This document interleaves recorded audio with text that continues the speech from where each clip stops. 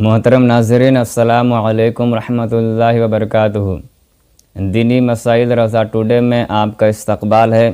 آج کا سوال ہے کہ مرنے کے بعد روح کہاں رہتی ہے؟ مرنے کے بعد مسلمانوں کی روحیں ان کے مراتب کے اعتبار سے مختلف جگہوں پر رہتی ہے۔ بعض کی قبر پر، بعض کی زمزم شریف کے کنواں میں، اور بعض کی آسمان و زمین کے درمیان۔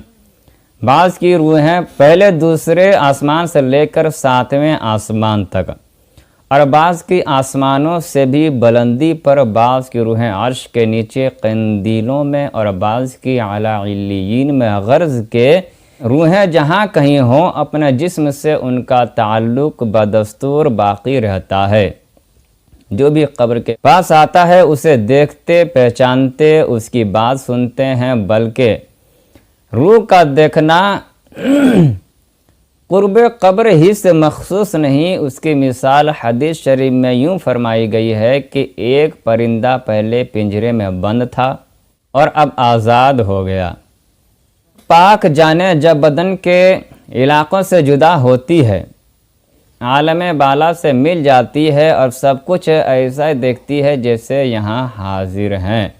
جب مسلمان مرتا ہے اس کی راہ کھول دی جاتی ہے، جہاں چاہیں جائیں۔ وہ امیر عرب میں فقیر عجم۔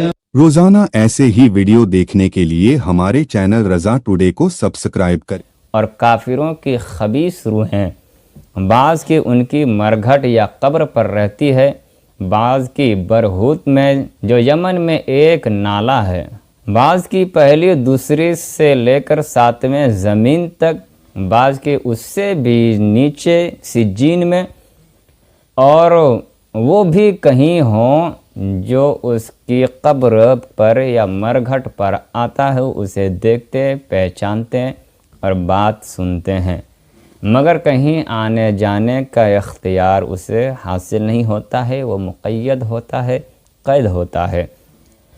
جو شخص یہ خیال کرتا ہے کہ روحیں کسی دوسرے انسان یا جانور کے جسم میں چلی جاتی ہے، یہ بالکل غلط اور اس کا ماننا کفر ہے۔ موت کا معنی یہ ہے کہ روح جسم سے الگ ہو جائے، یہ نہیں کہ روح مر کر ختم ہو جاتی ہے۔ جو روح کو فنا مانے وہ بد مذہب ہے۔ یہ رہی مختصر سی باتیں۔ مرنے کے بعد روح کہاں رہتی ہے؟